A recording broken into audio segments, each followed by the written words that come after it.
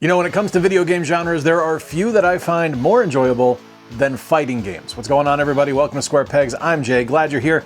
I used to work in the video game industry. I worked on a lot of sports titles, but I have been playing games since the mid-'80s. And one of the highlights of my life as a teenager was our Friday night fight sessions. My buddies Mike, Chris, Rich, Joe, Gordon, we would get together and we would hang out and play fighting game tournaments where we would just look at a ton of crazy, obscure fighting games and just play. It was awesome. We had a tournament, everything was trophies and the whole nine. It was a wonderful time. I was terrible. I never won, but it was still fun. I mean, we did as much as like seriously competing in Star Wars Masters of Terras Kasi. That game is not on this list, by the way. I tell you all that to tell you this. I love fighting games and I play a lot of fighting games. I'm not great at them, but I do know what I like and I do know what I enjoy. And today I want to talk to you about 10 overlooked and underrated fighting games from across the spectrum of video games. We're going to kick things off with a Street Fighter game, and before you turn off the video, this might be the Street Fighter game you haven't played. It's over on the PlayStation 1. Let's take a look now. You know, I'm all ready to sit here and tell you about how great of a game Street Fighter EX Plus Alpha is on the PlayStation 1, and it is. I do love this game. I think it is a wonderful 2D fighter in 3 dimensions. Just work with me here. And it's really cool because like all your favorite Street Fighter characters are here. There's a bunch of new characters introduced by Eureka, which were the developers on the game, including my personal favorite that you're seeing here, Crackerjack, former bouncer from Las Vegas who fights with a baseball bat. There were 3 Street Fighter EX Plus Alpha games, and I really liked them. Or Street Fighter EX games, I should say, not EX Plus Alpha. And I really enjoyed them. I thought they were all really fun. But imagine my surprise as I'm doing a research for this video to actually make sure I've got all my facts straight, that I found out that there's a game called Fighting EX Layer that dropped in 2018 that has a bunch of the characters from Street Fighter EX in it. I had no idea this game existed. Like, Crackerjack's in it, Doctrine Dark, Daroon, Blair, all these characters that were introduced in Street Fighter EX are here as well, which I think is amazing. I think that's super cool. It's just a really, really fun game. It plays really well. It plays like traditional Street Fighter.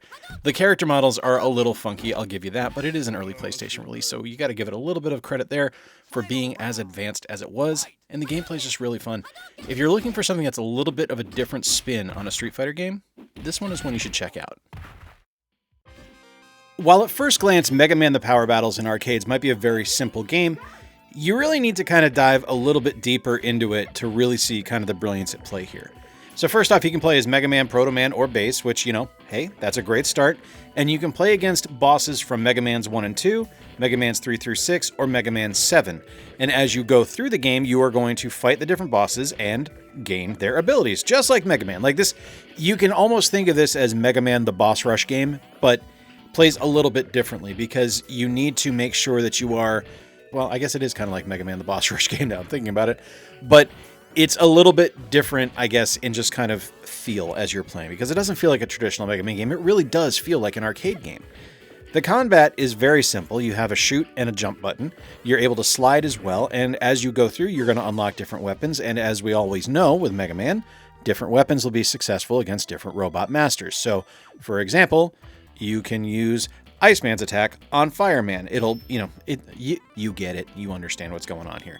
It's a really fun game, though. I think it looks incredible for a game that originally released in 1995. I still think this looks fantastic. There is a sequel as well, and there are even portable versions on the Neo Geo Pocket Color that released in Europe that are really good. And Japan. Europe and Japan, I'm pretty sure. I might be wrong on Europe now that I've said that. I know they released in Japan. I said that way more confidently than I meant to. But check this one out if you haven't had a chance to play it. Awesome to play in arcades. You can play it on emulators as well. It's a great system. My introduction to the Ranma 1/2 universe was with this game right here, Ranma 1/2 Hard Battle. I had no idea that this series even existed. I knew nothing of it. It was just one of those things that I looked over when I went into Suncoast Music, and it never registered in my brain.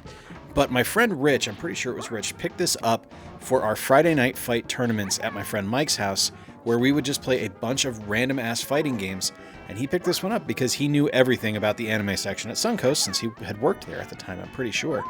And this was a game that was just revelatory to me because I really enjoyed it. It was so cool to be able to hop into a universe not knowing anything, but still be able to put together what characters I really enjoyed, the gameplay I liked, how I loved the look of the title, and just I loved the concept of the universe of Ranma 1/2.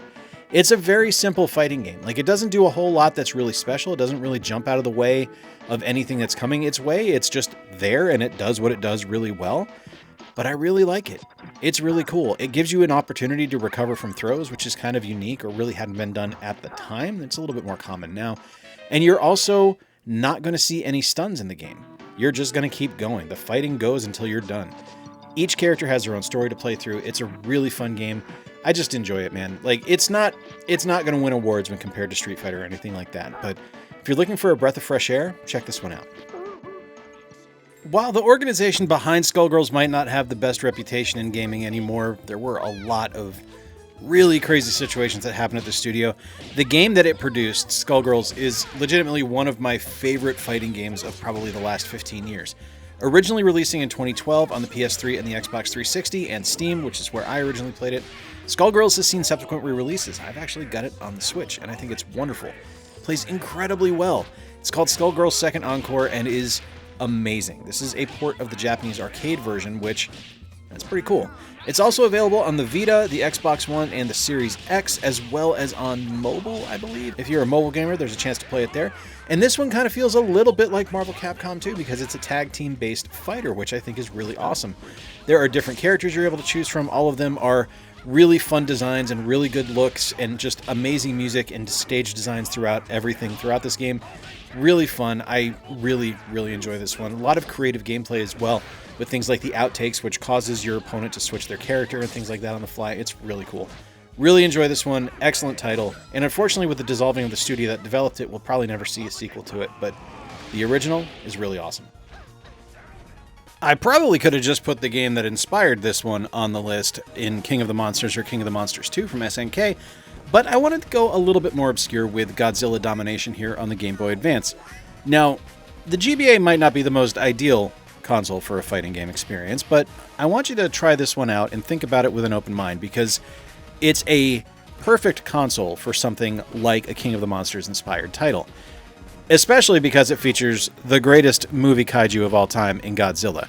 You can play this game. It's an arena combat game, basically, or maybe an environment combat game is more accurate, because part of the game is destroying the cities and the areas that you're in, and you can play as Godzilla, King Ghidorah, Rodan, Mechagodzilla, Mothra, Megalon, or Mecha King Ghidorah. And it's really cool. Like, it's a very simple and basic game at the end of the day, but the way it plays and the way it runs is amazing. And it really shouldn't surprise anyone that the look is as good as it is, because it's made by WayForward, who does incredible work and always does incredible work. If you like King of the Monsters, if you enjoy that game, or you're interested in something like King of the Monsters, like if you're intrigued by the idea of giant kaiju fighting in a city and destroying things around them, you could do a lot worse than Godzilla Domination. I actually really enjoy this one. I think it's a very creative game and just shows WayForward at some of their best on the GBA. The Rumblefish is a game that I originally discovered on an emulator a few years ago, just kind of looking through the different fighting games they had on there. I'd never heard of it. This was a Japanese exclusive 2D versus fighting game that was intriguing to me just based on the kind of thumbnail in the video that was shown on the emulator. I'd never heard of it. It was really cool. And it was something where I felt like I'd found like a secret kind of like game that no one had really heard of. Of course, it is a game that a lot of big-time fighting games have heard of. But for, I think, the majority of gamers here in the States, it's something that they hadn't heard of. At least until 2023, when Rumblefish Plus released on PS4, Xbox One, Switch, and Steam. And this is such a... This version that you're seeing here is the original Rumblefish, but the ability to get that game and have it on modern consoles is awesome, because there's such a unique combat system here where it's all specifically designed and set up to really take advantage of creating combos and working on your combos as you fight, because different punches and different attacks will lead into different combos and things like that. And it's just a really creative way to play a fighting game. I really think it's neat. Bunch of different characters to choose from. All of the designs look great. The animation system in the game is also incredibly fluid and a little bit different than anything I'd ever really seen before in a fighting game. So this one kind of checks a lot of boxes for me as far as like a fighting game fan and an animation nerd and just someone who enjoys finding games that they had never played before. This one checks all the boxes. But seriously, if you want to try this one out, if this looks interesting to you, do check out the Rumblefish Plus on modern consoles.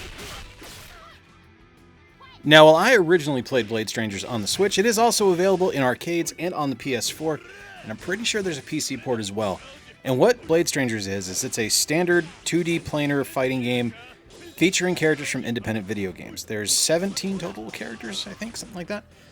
And you get characters from Cave Story, Umihara Kawase, Azure Striker Gunvolt, Binding of Isaac, bunch of different really fun characters in here that all play a little bit differently, but familiar enough that you're not going to be struggling to figure out how to play the game. I mean, it's a 2D fighter. You can figure it out. Each character also has a stage based on their game, which is pretty cool. It's one of those games that when I first played it, I was really impressed with just kind of the overall love given to each and every independent character out there. And Nisalis really crushed it. It was something where they could have shown favoritism to one particular title, but everyone gets an opportunity to shine. And of course, my favorites are from Cave Story and Shovel Knight, but you can't go wrong with any of the characters in here. Even the originals are fun. It's a really excellent title, well worth playing. One of my favorite fighters on the Switch, and definitely something that I think flew under a lot of people's radar. Here's one I discovered completely thanks to the world of emulation, because I didn't know that Rave Master was a thing. I'd never heard of it. It was something that I saw suggested on a Reddit thread a couple of years ago for good fighting games, and I was just like, all right, yeah, sure, I'll try a Game Boy Advance fighting game out. Why not? And I was intrigued by the look of it because I thought the character designs were pretty neat. And when you get in game, the actual core concept of the fighting game is really, really strong. So each level that you're in is timed. So while the timer doesn't show up at first as you're playing, it will eventually appear and it will run down. And then if your timer runs out, the person who has the most health doesn't actually win. It's you lose because you need to win the fight decisively. And the thing I really enjoy about this game is that the attacks are very simple to do. Attacks are based on what direction you're pressing on the directional pad and when you press the attack button, and if you're in mid-air or not. And additionally, as you play, it's not just you wear the characters down that you're fighting to defeat them eventually. You have to wear them down to the point where they're stunned and on the ground, and then you can do a special final attack to take them out. I just think it's a really clever take on a fighting game that had the courage to try something different that not a lot of fighting game franchises have done. I really enjoy this one. It does not get good reviews. Most people think this is dog shit, but for me, I actually really like it. I think it's clever, I think it's creative, and I think it's fun. I really do enjoy 3D arena combat games. I think they're really fun, and I really like creative ones. I also really love a reason to play on my Sega Saturn, and Fighting Vipers 2 gives me that absolute ability to do so.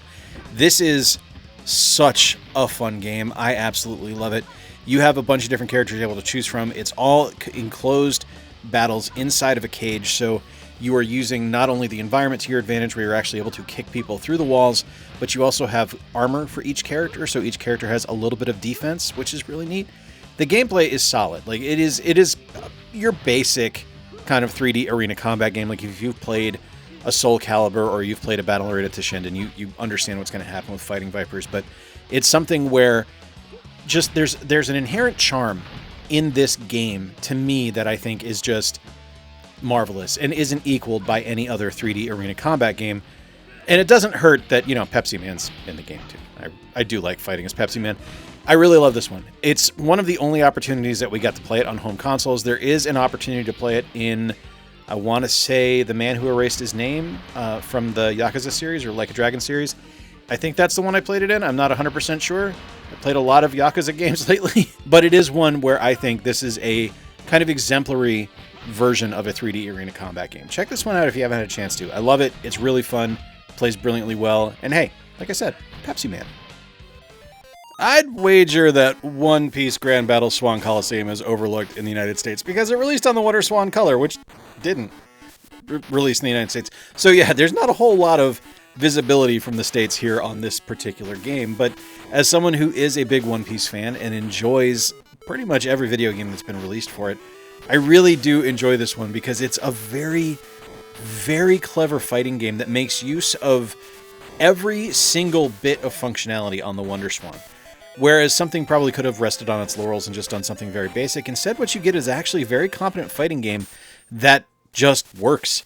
And man, is it fun. It's just a really solid title.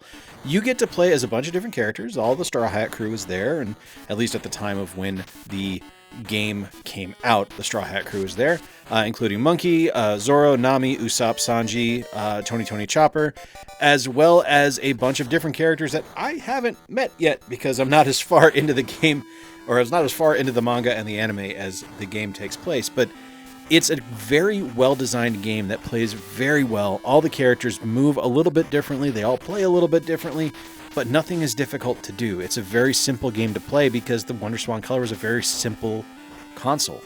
It's just brilliant. It's a really fun fighting game. And for something that was released on what is a very just kind of like forgotten console, I think it looks great, and I think it sounds great, and I think it plays great. It's a really awesome title. Check this one out if you haven't done so. 10 overlooked and underrated fighting games, at least in my opinion. You know, that's all this is. This is just an opinion piece. If you don't agree, great. You don't agree. I don't give a shit.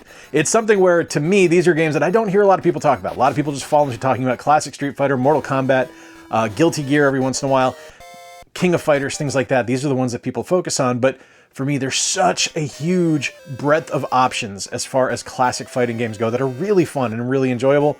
And I wanted to feature them here today. We have everything from a twist on a classic Street Fighter experience with Street Fighter EX plus Alpha to something featuring Mega Man with Mega Man the Power Battles, all the way up to a game starring independent video game characters in the Blade Strangers. There's all kinds of awesome games out there, but I want to hear from you. Let me know your favorite overlooked and underrated fighting games.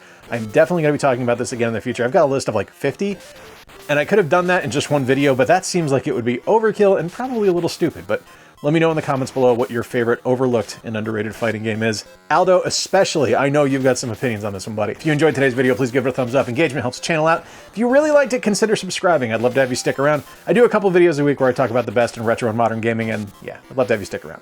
Till next time, folks, I've been Jay. Appreciate you spending a little bit of time with me. Until then, remember to play more games, stay square, and take care. I'll talk to you soon.